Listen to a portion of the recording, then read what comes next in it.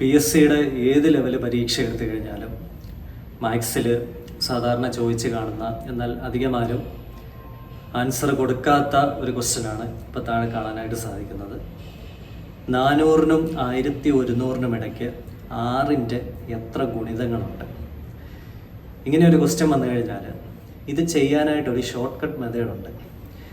പക്ഷേ ഈ ഒരു ഷോർട്ട് കട്ട് മെത്തേഡ് എല്ലാ പ്രാവശ്യവും നമ്മളെ രക്ഷപ്പെടുത്തണമെന്ന് നിർബന്ധമില്ല. ചില കണ്ടീഷൻസ് ഉള്ളതുകൊണ്ട് എങ്ങാനും കഷ്ടകാലത്തിന് കണ്ടീഷൻസ് വെച്ചിട്ടുള്ള എന്തെങ്കിലും സംഖ്യയാണ് നമുക്ക് തരുന്നതെന്നുണ്ടെങ്കിൽ മറ്റൊരു രീതിയിൽ വളരെ എളുപ്പത്തിൽ നമുക്ക് കണ്ടുപിടിക്കാൻ പറ്റുന്ന ഈ ഒരു ക്വസ്റ്റ്യൻ നമ്മുടെ കയ്യിൽ നിന്നും വഴുതിപ്പോകും. അതുകൊണ്ട് തന്നെ ഈ ഒരു ക്വസ്റ്റ്യൻ്റെ ഡയറക്റ്റ് ആയിട്ടുള്ള ആൻസർ എങ്ങനെയാണ് കണ്ടുപിടിക്കുന്നതെന്ന് മനസ്സിലാക്കി വെക്കുന്നതായിരിക്കും ഏറ്റവും നല്ലത്, ഷോർട്ട് കട്ടിലോട്ട് പോകാതെ. ഷോർട്ട് കട്ടുണ്ട് അറിയാവുന്നവർക്ക് അത് യൂസ് ചെയ്യാം, കണ്ടീഷൻസും അറിയാവുന്നവർക്ക് അത് യൂസ് ചെയ്യാം. പക്ഷേ മാത്സ് ഒക്കെ കുറച്ച് ബുദ്ധിമുട്ടായിട്ടുള്ള ആളുകളെ സംബന്ധിച്ചിടത്തോളം വലിയൊരു ബാലികേറ മലയാണ്. അപ്പോൾ നേരെയുള്ള പാതയിൽ കൂടെ പോകുന്നത് തന്നെയായിരിക്കും ഒരുപക്ഷെ നല്ലത്. അപ്പോൾ ഈ ഒരു ക്വസ്റ്റ്യൻ നമ്മൾ കണക്ട് ചെയ്യേണ്ടത് അരിതമെറ്റിക് പ്രോഗ്രഷനുമായിട്ട് നമ്മൾ കണക്ട് ചെയ്യണം. ഒരു ഇക്വേഷൻ നിങ്ങൾ ഓർത്ത് വെച്ചിരുന്നാൽ മതി. nth term equal to a + n-1 × d. ഇതിനകത്ത് d എന്ന് പറയുന്നത്, അതായത് പൊതുവ്യത്യാസം എന്ന് പറയുന്നത് നമ്മുടെ ക്വസ്റ്റ്യനകത്ത് തന്നെ നമ്മളോട് പറഞ്ഞിട്ടുണ്ട്, 6 എന്ന് പറഞ്ഞിട്ടുണ്ട്. അപ്പം നമ്മൾ ചെയ്ത് നോക്കേണ്ട കാര്യം ഇത്രയേ ഉള്ളൂ. 400-ഉം 1100-ഉം അല്ലേ, 400-നെ 6 കൊണ്ട് ഡിവൈഡ് ചെയ്ത് നോക്കുക. 400-നെ 6 കൊണ്ട് ഡിവൈഡ് ചെയ്യുമ്പോഴത്തേക്കിന് അത് പൂർണ്ണമായിട്ടും ഹരിക്കാനായിട്ട് പറ്റത്തില്ല. അപ്പോൾ അതിൻ്റെ ആ ഒരു ശിഷ്ടം കണ്ടു കഴിയുമ്പോഴത്തേക്കിന് ആ 400-നോട് എത്രയും കൂടെ കൂട്ടിക്കഴിഞ്ഞാൽ അതിനെ നമുക്ക് പൂർണ്ണമായിട്ട് ഹരിക്കാൻ സാധിക്കും എന്നുള്ള കാര്യം നമുക്ക് മനസ്സിലാവും. ഇപ്പോൾ 400 എന്ന് പറഞ്ഞ സംഖ്യ നമ്മൾ ഡിവൈഡ് ചെയ്യുമ്പോഴത്തേക്കിന് ശിഷ്ടം വന്നു. അതിനെ വെച്ച് അടുത്ത 401 നമ്മളത് ചെക്ക് ചെയ്ത് നോക്കാം. 402 കാൽക്കുലേറ്റ് ചെയ്യുമ്പോഴത്തേക്കിന് നമുക്ക് മനസ്സിലാകും 402-നെ നമുക്ക് എന്ത് ചെയ്യാം, 6 കൊണ്ട് ഹരിക്കാനായിട്ട് സാധിക്കും. അപ്പോൾ 400 കഴിഞ്ഞാൽ 6 കൊണ്ട് നിശേഷം ഹരിക്കാൻ പറ്റുന്ന ഒരു സംഖ്യ എന്ന് പറയുന്നത് 402 ആണ്. അതുപോലെ 1100-ൻ്റെ കേസ് എടുക്കുക. 1100-ന് തൊട്ട് മുൻപുള്ള ഏത് സംഖ്യയാണ് നിശേഷം 6 കൊണ്ട് ഹരിക്കാനായിട്ട് സാധിക്കുന്നത്? അതിന് വേണ്ടിയിട്ട് 1100-നെ 6 കൊണ്ട് ഹരിച്ചു നോക്കുക. അങ്ങനെ 6 കൊണ്ട് ഹരിക്കുന്ന സമയത്ത് 2 ശിഷ്ടം വരും, 2 ആയിരിക്കും ശിഷ്ടം വരുന്നത്. അപ്പോൾ 2 ശിഷ്ടം വരുന്നുണ്ടെങ്കിൽ ആ ശിഷ്ടം 0 ആകണം എന്നുണ്ടെങ്കിൽ നമ്മൾ എന്ത് ചെയ്താൽ മതി, 1100-ൽ നിന്ന് 2 കുറച്ചാൽ പോരെ.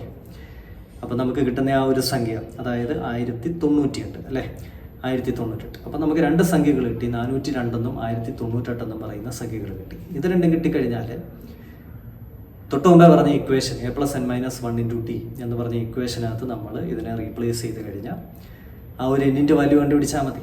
അതായിരിക്കും നമ്മളുടെ ആൻസർ. അതായത് 400-നും 1100-നും ഇടയ്ക്ക് 6-ൻ്റെ ഗുണിതങ്ങൾ എത്രയുണ്ട് എന്നുള്ളതിൻ്റെ ആൻസർ അത് തന്നെയായിരിക്കും. ഇപ്പോൾ നിങ്ങൾ ഈ സ്ക്രീനെ കാണുന്നത് പോലെ a എന്ന് പറഞ്ഞു കഴിഞ്ഞാൽ ഫസ്റ്റ് സംഖ്യയാണ്, അതായത് നമ്മൾ തുടങ്ങുന്നത് 402-ലാണ്. അപ്പോൾ 402 + n-1 × d എന്ന് പറഞ്ഞു കഴിഞ്ഞാൽ 6 ഈക്വൽ ടു nth ടേം, അതായത് ലാസ്റ്റ് വന്നിരിക്കുന്ന ടേം എത്രയാണ്, 1098. അപ്പോൾ അതിൽ നിന്ന് നമുക്ക് n-1 × 6 എന്ന് പറയുന്നതിനെ എന്ത് ചെയ്യാം, നമുക്ക് മാറ്റി വെക്കാം.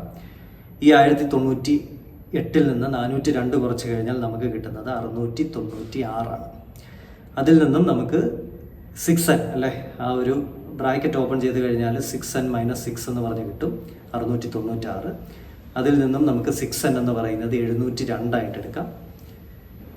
n എന്ന് പറയുന്നത് 702-നെ എന്ത് ചെയ്യാം, 6 കൊണ്ട് ഡിവൈഡ് ചെയ്ത് കഴിഞ്ഞാൽ ഈ ഓപ്ഷനകത്ത് 117 എന്ന് പറയുന്ന ആൻസർ നമുക്ക് കിട്ടും. ഇതാണ് അതിൻ്റെ പ്രോപ്പർ മെത്തേഡ്. ഈ ഒരു ഇക്വേഷൻ വെച്ചിട്ട് നമുക്ക് തെറ്റിപ്പോകാതെ നമുക്ക് കണ്ടുപിടിക്കാനായിട്ട് സാധിക്കും. ഇനി ഷോർട്ട് കട്ട് എന്താണെന്ന് ചോദിച്ചു കഴിഞ്ഞാൽ സംഭവം ഇത്രേ ഉള്ളൂ. 400-നെ 6 കൊണ്ട് ഡിവൈഡ് ചെയ്യുക, അപ്പോൾ നമുക്കൊരു ഹരണഫലം കിട്ടുമല്ലോ. 400-നെ 6 കൊണ്ട് ഡിവൈഡ് ചെയ്യുമ്പോഴത്തേക്കിന് 66 എന്ന് പറഞ്ഞ ഹരണഫലം കിട്ടും. പക്ഷേ ശിഷ്ടം കാണും. ശിഷ്ടം നമ്മൾ മൈൻഡ് ചെയ്യണ്ട.